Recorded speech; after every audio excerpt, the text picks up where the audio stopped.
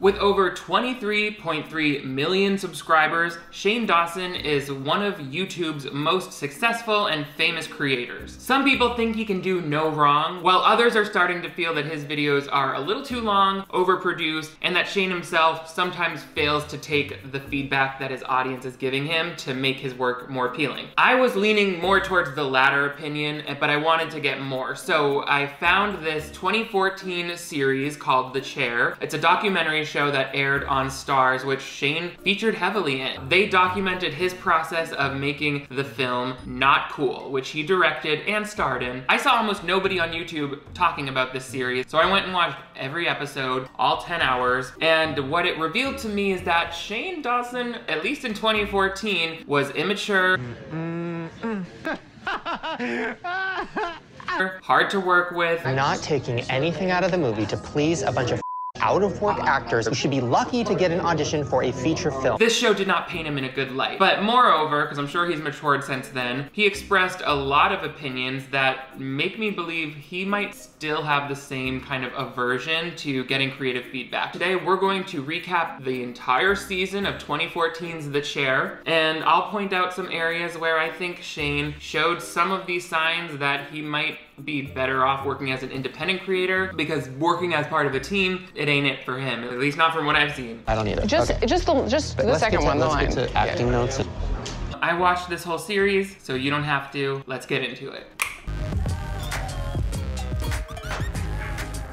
Hello television viewers, my name is Nick. Thank you so much for joining me once again on my channel for another clip breakdown of reality TV, one of my favorite types of videos to do. This time, however, it's even more relevant because with this reality show stars Shane Dawson, the most famous YouTuber. If I express any negative opinions about him, it might be bad for some people on the internet who really like him. So I'm gonna try to be as democratic as possible, no, as diplomatic as possible. I am a Democrat, but that's not the word. Before we get into it, make sure you give this video a big thumbs up if you want to see even more clip breakdowns, but most importantly, if you're new to my channel, I would love to have you click that subscribe button to join the Nick D crew. I make 2 new videos every week about pop culture commentary, lifestyle, product reviews, and just my general opinion. So turn on those notifications and you'll always be up to date. Shane Dawson. I learned so much about him by watching this series. Like, for one, I don't think I would have liked being friends with him in 2014. And I get it, everybody. This was shot 6 years ago, so a lot of the stuff we're gonna see today probably doesn't apply to the type of person Shane is now. I totally get that. I think where I'm really focusing on here is areas where Shane is like gaslighting everybody. He's like, I've been really open and collaborative, but then he shuts down anybody who has any note that's gonna make this movie even somewhat watchable. You don't want to hear what people say? No, I don't need to. If you guys haven't seen the movie Not Cool, directed by Shane Dawson, you should be grateful. It's so cringy and bad. I think watching this series and then watching that movie, it literally made me sick. I finished and I had strep throat, and I haven't shot this video for like a whole month because I had to like build up the nerve for it. And Shane is totally preoccupied the whole time with how he's coming off on the show, so he's more focused on that than making a good movie. There's a lot to unpack. We're gonna get into it. So the basic premise of this reality show, The Chair, is that 2 directors, they've got Shane, because he's an up-and-coming YouTube celebrity, at the time with about 2 million subscribers, and then they have another filmmaker who is more traditionally trained from NYU Film, and her name is Anna Martimucci. They're both given the same source script, and they have to adapt it into a movie. They're both given $850,000 to do this, which is a big budget for a first-time filmmaker. That's like, it's a low-budget feature film, but that's a lot of money to be in control of a movie with. They both have to shoot it in Pittsburgh. It's this whole thing. Zachary Quinto is the producer, and he's in the show as well, and he does not like Shane Dawson. That's how I came upon all of this, was through Shane's Reddit, where people kind of pointed out that Shane does not act in a flattering way in this, and he really wanted to bury it right after. The movie was so bad that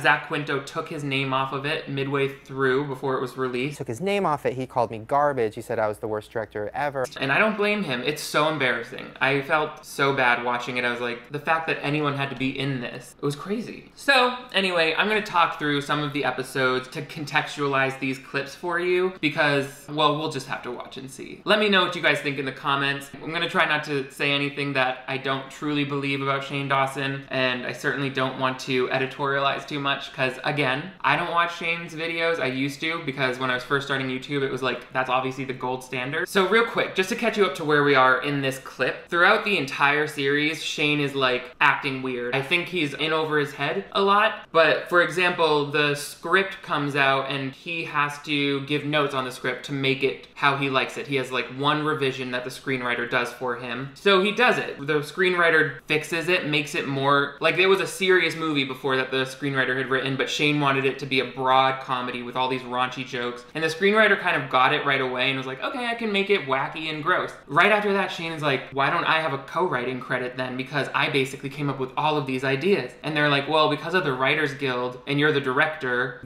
he's the one who took your notes and made it into the script. He's like, well, like, whatever, I wrote the whole thing, but whatever. So it's like, already he's trying to skirt this union rules that are designed to protect the screenwriter from just this, a greedy director coming in and stealing screenwriting credit because they said, well, I changed that character's whole arc. Doesn't matter, you didn't write the script, that's not who's being credited for the script. Meanwhile, the jokes are so raunchy in this new version of the script, and I'm telling you, I can't even repeat a single one of them on here. They're foul, they're disgusting. There's like plenty of scatological humor, there's plenty of racial jokes and just homophobic jokes. Like, he just went after every 2014 cringe joke you could, which I guess was really popular on his channel at the time, but he says many times throughout this, I'm tired of just being an internet person, I want to be a real filmmaker. I have been on this whole YouTube grind for 8 years. I'm ready to do something bigger than just the internet. So then make this movie appeal to more than just your 15-year-old audience. But then right after he starts, anytime someone says, maybe we tone down the raunchiness because people don't even want to audition. The location owners don't want you to shoot there because your movie's too gross. He's like, well, I'm not making a movie for a bunch of adults. I'm making it for my 15-year-old audience who like love these jokes. Okay, well, you just kind of went back on what your original goal was. Like, anyway, this conversation is with his producers who are telling him basically people don't want to be in your movie because of the content. The script is not that raunchy. Somebody out there is a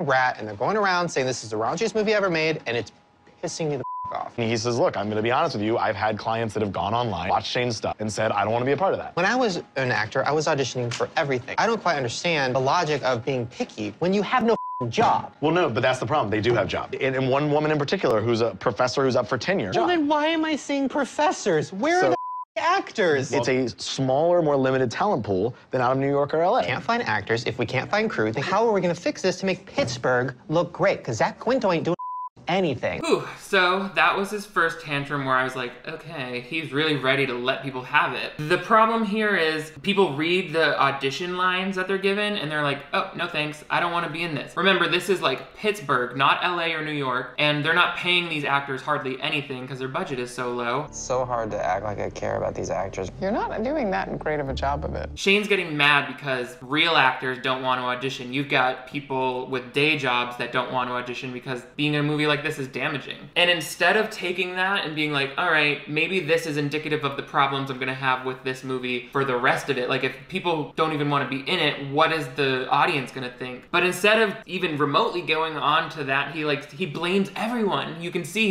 he's blaming the casting director, this poor woman who does not deserve it, doing her best. He blames his producers, he blames Zach Quinto, the executive producer of this show, and it's just like, no bro, it's you. And he always is like, well, Superbad is so raunchy. It's like, well, Superbad was funny. If people aren't thinking your jokes are funny, like, everyone's being a little too nice to him and they're not saying, if the jokes were funny, I would fight for you to keep them. It would be worth keeping a raunchy joke, but they don't add anything. I dare you to watch this movie, you guys. You won't make it through a few seconds. Also, Shane decides to star in this film, which is beyond me. You're a first-time director of a feature film and you think you're gonna star in this movie? Like, it's really hard to direct anything, a feature film especially, with all of those people asking you questions, but then you have to be the star of your movie. He's the romantic lead, trying to play a really bro-y straight guy is what's in the script, but it doesn't come through in his performance at all because he's so demure and shy and insecure about his body. He's talking about trying not to appear overweight. So it's a lot to watch someone struggle with their own insecurities and then trying to be in their own movie and direct themselves. But again,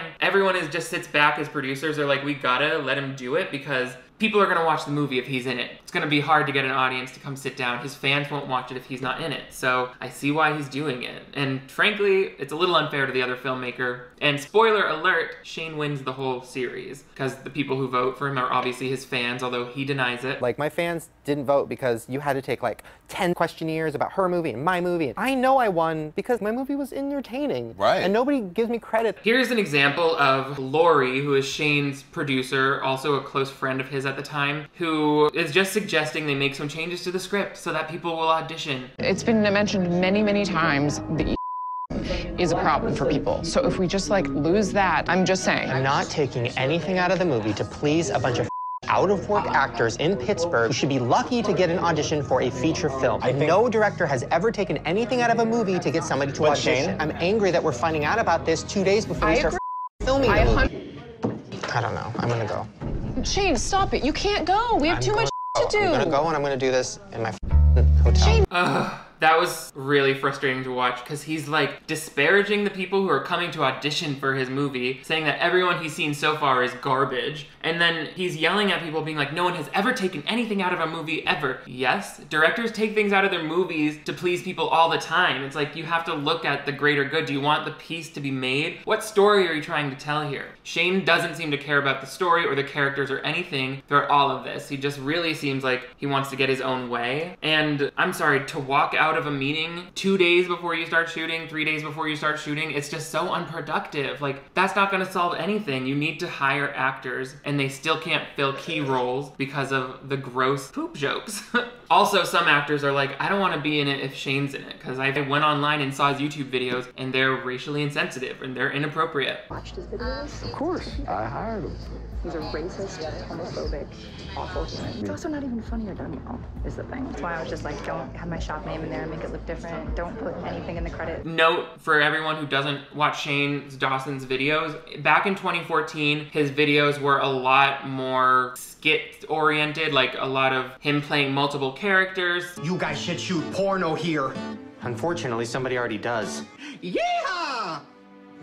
Saying really shocking things in order to be funny. Like, that was sort of his brand at the time. And he had to make a really, like, deliberate change at a certain point where he apologized for painting his face to be like other races and doing really negative stereotypes of other cultures. And then he made an effort to improve his content, which a lot of people credited Shane for a long time as like, he's changed, like he had this racist moment, but then he apologized and he moved on. So his success always continued to skyrocket. People really saw him as someone who's willing to change his content. That's not how people feel most recently with the release of his long-form documentary series. He did like a 6-episode thing called The Beautiful World of Jeffree Star, where he made his own makeup palette with Jeffree Star, and then in the trailers kind of misrepresented what was going to be in there. It's hard, it's a lot to get into. You probably already know a little bit about it, if not following the whole thing like I do. Here's a little more of him going to town on his producer, Lori. This is right on set with his actors, so now we're actually shooting the movie. So he's got like too many characters in it. I don't know what's going on. One of the supporting characters is Drew Monson. Yeah, he looks like that. He was in a lot of Shane's videos in those early days, and Shane basically discovered him off YouTube. And in this show, he's like, this guy's gonna be the next McLovin from Superbad. So he puts him into this role. It's his first movie role. He's actually wasn't that bad of an actor in the movie. Drew was a better actor, and his character was more watchable than Shane's character. I like you as a friend. Oh, perfect. So Shane's directing a scene with Drew and his romantic interest in the movie, and he starts bickering. Watch. I think there's a chance that you guys might actually get together again. It's fine that you're saying Facebook. I just want to say it too many times. Well, but she also said you Facebook stalks me. I know, so we can use it, but say if the opening montage doesn't have Facebook and it's like generic, whatever. Do you not understand what I'm saying? I She do. says Facebook No, I do. stalks It's me. okay. It's okay. Then why are you saying it's not okay if Because you say she's saying it twice? so many times that So we it's can like... only say it once? So then we either can say it or we can't. No, that's not... Do you understand what she's saying? It's... No, I don't either. Just, Okay. just the Let's second get to, one, the let's line. get to acting notes and not like word notes. So, if you can't tell, Lori's just making a note that if you say Facebook too many times and they don't get the rights to show Facebook on the computer screen, they're gonna have a hard time editing that dialogue. Shane decides to be so rude about it and dismissive and condescending to Lori, like, and sends her away, and is just right in front of the actor. If you see the girl who's sitting at this dinner scene, she looks miserable. Nobody who's in this movie looks like they want to be in this movie because he's being really kind of mean to everybody, and he doesn't know what he's doing. It's clear he's a first-time director, and it would have been nice to watch him try to direct this without also having the added pressure of being in it and being worried if his costume was hiding his body the right way. And I'm only saying that because he mentioned in another interview that that's what he was worried about the whole time, is how he looked on camera. And then in between takes, I was like, is my double chin out? Can you see my extra skin? What's happening? It's the only teen comedy with fully clothed sex scenes. Just jackets and fanny packs and anything to cover me up. And it's like, obviously, you're too insecure to be on camera and be an insecure director.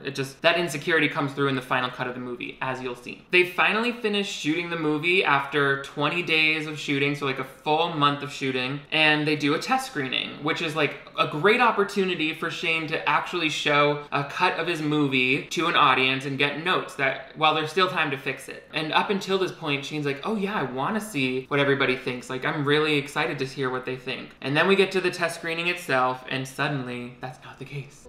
You like that? Did you buy that they could have been in a relationship before? Sorry to bother you. You're gonna come back in to talk, right?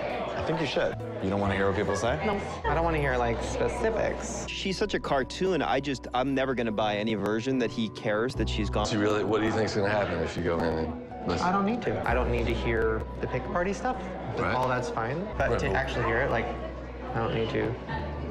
Okay. So that guy is the executive producer of the reality show itself, and he's like, are you sure? Like, people are saying some helpful stuff in there. And for whatever reason, Shane has decided that, no, I actually don't need those notes. They're all like kind of filling out an opinion card, so he's saying, oh, I'll get the gist of it from what you tell me is written on the cards. But, I mean, there's a lot of good information going around there. The other director, who it's hard not to compare his movie to that of the other director, where, yeah, they had their challenges on that shoot, but people loved the script. People loved the movie. They wanted to be a part of it. The costume designer had an interview with both Shane and then the other director. I only read this one. And that's Shane. Yeah. Shane did hire us, but we told him no. We're talking about a subtle character development as opposed to a caricature. Guys, I'm so excited that you want to do this. Now I can put this in the dumpster, and I feel so much better. Can I throw this one in the garbage?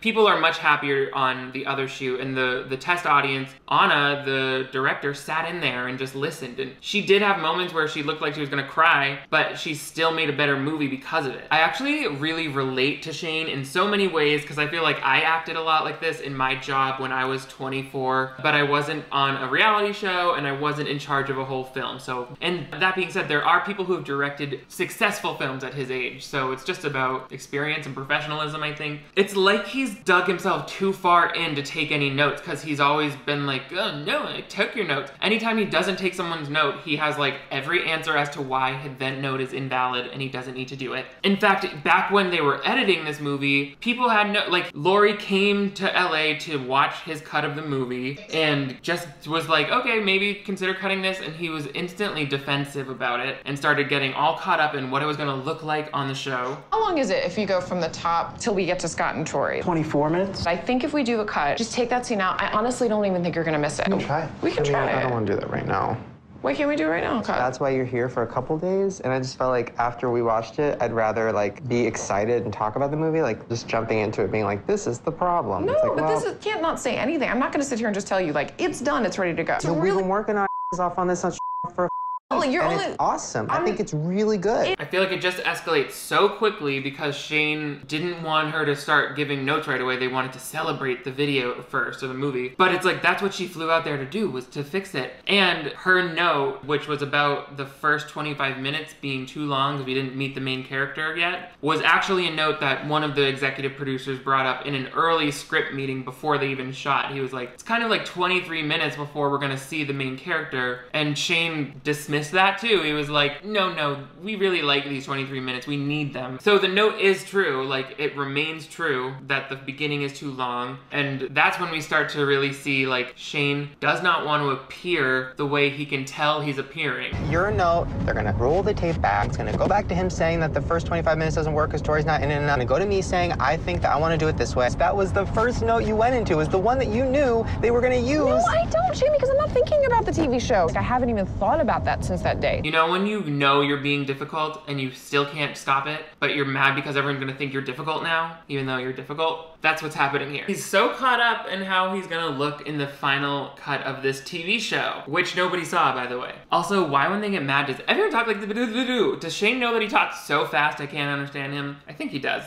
I think that's a common joke people make. But back to the test screening, he flat out tells them, I don't want any of these notes. Oh, and also, he tells them that the notes don't matter because he was there listening. Like, oh, I was listening to the laughter in the room, so I know what worked and what didn't. I don't need to read their thoughts. Literally, I was sitting here listening to every single laugh. I can tell you the level from 1 to 10 of each joke. Was there any that didn't play? Not really. I mean, the things I was nervous about worked. Which to me is crazy. Like, people are watching and laughing because they feel weird. Like, I've seen this movie. If I was in a theater with the known filmmaker of the movie, I would be laughing because I'd be so uncomfortable. I'd be like, I can't believe they put money into this. Like, I can't believe anyone wanted this to ever be seen in the light of day. The movie is so bad. I don't know how he shows it to people without being embarrassed that he's in it and that his name is on it and that it came from his mind. Like, if I were him, I'd be taking everybody's notes to make it look like none of this ever came out of my brain. It's so bad. And I try to keep saying, I know it was 6 years ago and he was 24. Okay, but I get it. In 2014, I was 23. Are we the same age? Shane Dawson's a little older than me. I was 23 in 2014, and I would never have made any of these jokes. Never would have even thought they were funny. Knew that being racist was not good. Knew that blackface was bad. Knew that scatological jokes or body jokes, like all of this really toilet humor, like nobody wants to watch that, but he's so indebted to these 15-year-old girls who apparently love it. I mean, even then, I think he should have challenged himself more, right? What I see in all of this Shane Dawson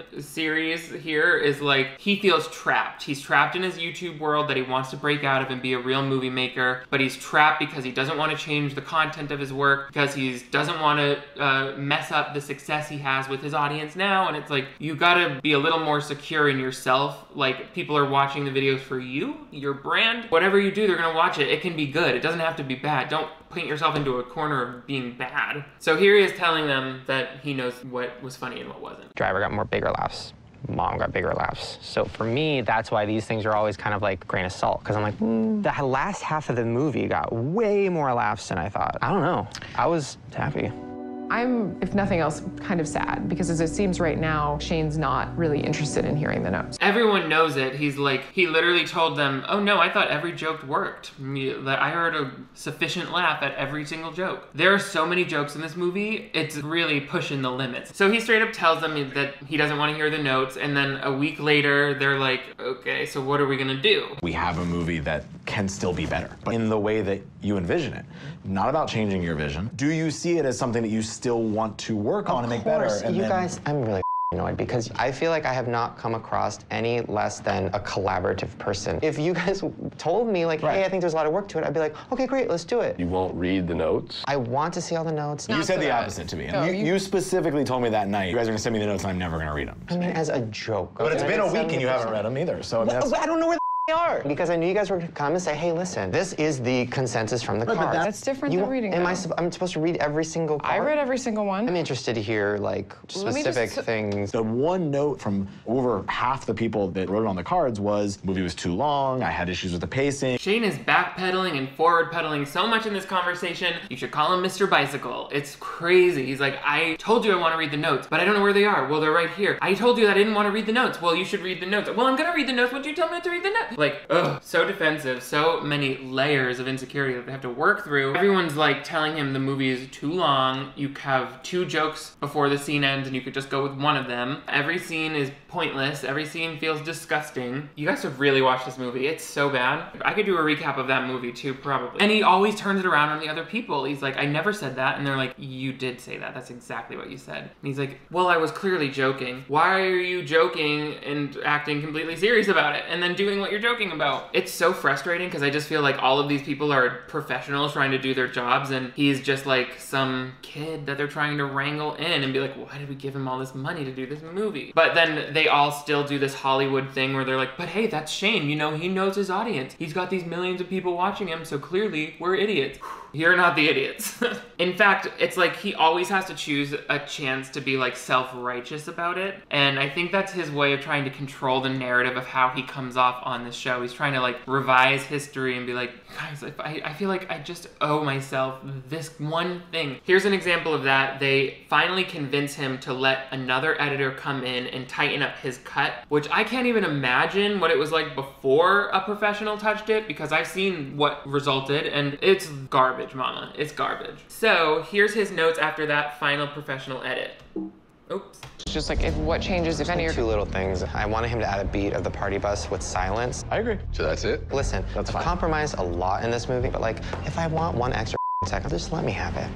No one's not letting you have it. You shouldn't feel like I've compromised. I feel like you've learned and you've gotten notes. There's certain things that I don't like that are still there. Like, I have definitely compromised. You have final cut on that. I feel like I've been very open to every note, every suggestion, everything. I've never like yelled at you guys that I don't know. Like, if I just want an extra beat somewhere, like, I feel like I deserve it at this point. I've been yelled at, for the record. I'm so glad Laurie gets that in because he's been yelling at them non-stop. Every time they have a note, he's anything but open to it. And then he just goes ahead and calls himself really open to the note. He's like, I've been so open to everything. Don't you dare give me a note. I swear I'll punch you. And then afterwards he'll be like, why didn't anyone tell me? Girl, they're trying to tell you right now. And all they said was, great, we can give you that extra minute. He's like, listen, I just want one extra second. I should be given this. Ugh, it's exhausting. It's like having a significant other that you constantly have to care for because they're so insecure. That word keeps coming up. Huh. So finally, both movies are released, and as part of the reality show, both are put into a theater for like 5 days, like a week of limited theater release. So that's where the bias starts to really become clear for how these two movies are going to be treated based off the fact that Shane Dawson created one of them and some nobody named Anna Martimucci created the second. So every single showing that Shane Dawson shows up to of his own film, it sells out because it's a lot of his fans coming to meet him. So he of course goes to as many of them as he can because the more people who watch the movies, the more people will vote for it. Anna's is basically empty. The theaters are empty most of the time except for the premiere, and it's just clear people want to see Shane's because he's in it. However,